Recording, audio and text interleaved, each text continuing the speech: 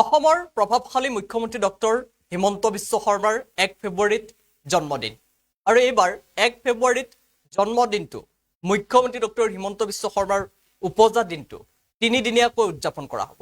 তিনিদিনীয়াকৈ উদযাপন কৰিব মুখ্যমন্ত্ৰী ডক্টৰ হিমন্ত বিশ্ব শৰ্মাৰ জন্মদিন। লৈ আহিছো এই মুহূৰ্তৰ সেই খবৰ। উলহ মালহেৰে এইবাৰ তিনিদিনীয়াকৈ উদযাপন কৰা হ'ব ৰাজ্যৰ মুখ্যমন্ত্ৰী ডক্টৰ হিমন্ত বিশ্ব শৰ্মাৰ জন্মদিন। কি কাৰ্যসূচী আছে এই জন্মদিনৰ লগত সংগতি ৰাখি লৈ অহাৰ চেষ্টা কৰিছে সবিশেষ। 1 ফেব্ৰুৱাৰীত ৰাজ্যৰ মুখ্যমন্ত্ৰী ডক্টৰ হিমন্ত বিশ্ব শৰ্মাৰ জন্মদিন আৰু এই জন্মদিনটো তিনিদিনীয়াকৈ উদযাপন কৰা হ'ব। উলহ মালহেৰে উদযাপন কৰা হ'ব মুখ্যমন্ত্ৰী হিমন্ত বিশ্ব শৰ্মাৰ জন্মদিন। 30 জানুৱাৰীৰ পৰাই উদযাপন কৰা হ'ব জন্মদিন। হিমন্ত বিশ্ব শৰ্মাৰ জন্মদিন বিশেষ কৰিবলৈ সাজু হৈছে GMC। হিমন্ত বিশ্ব শৰ্মাৰ জন্মদিন উপলক্ষে বিভিন্ন কাৰ্যসূচী ল'ব GMCয়ে। 30 জানুৱাৰীত বজাৰ আৰু ৰাজহুৱা শৌচালয় চাফ চিকুণ কৰিব পৌৰ নিগমে। 31 জানুৱাৰীত মহান ব্যক্তিসকলৰ প্ৰতিমূৰ্তি চাফ চিকুণ কৰা হ'ব।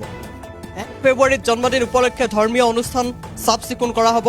সেই স্থানত গছ পুলি ৰোপণ কৰা হ'ব আৰু দুপৰীয়া চাফাই কৰ্মীসকলৰ লগত এসাঁজ খাব পৌৰ নিগমৰ কৰ্মচাৰীসকলে।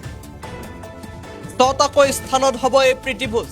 আমি জনাই গৈছোঁ মুখ্যমন্ত্ৰী ডক্টৰ হিমন্ত বিশ্ব শৰ্মাৰ জন্মদিন 1 ফেব্ৰুৱাৰীত আৰু তিনিদিনীয়াকৈ উদযাপন কৰা হ'ব মুখ্যমন্ত্ৰী ডক্টৰ হিমন্ত বিশ্ব শৰ্মাৰ উপজা দিন। উলহ মালহেৰে উদযাপন কৰা হ'ব মুখ্যমন্ত্ৰীগৰাকীৰ জন্মদিন। 30 জানুৱাৰীৰ পৰাই উদযাপন কৰা হ'ব জন্মদিন। হিমন্ত বিশ্ব শৰ্মাৰ জন্মদিন বিশেষ কৰিবলৈ সাজু হৈছে GMC।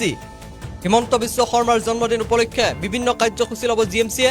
30 জানুৱাৰীত বজাৰ আৰু ৰাজহুৱা শৌচালয় চাফ চিকুণ কৰিব পৌৰ নিগমে। 31 জানুৱাৰীত মহান ব্যক্তিসকলৰ প্ৰতিমূৰ্তি চাফ চিকুণ কৰা হ'ব। 1 ফেব্ৰুৱাৰীত জন্মদিন উপলক্ষে ধৰ্মীয় অনুষ্ঠানবোৰ চাফ চিকুণ কৰা হ'ব। সেই স্থানত ৰোপণ কৰা হ'ব গছপুলি আৰু 6টাকৈ স্থানত প্ৰীতিভোজ হ'ব। দুপৰীয়া চাফাই কৰ্মীসকলৰ লগত এসাঁজ খাব পৌৰ নিগমৰ কৰ্মচাৰীসকলে।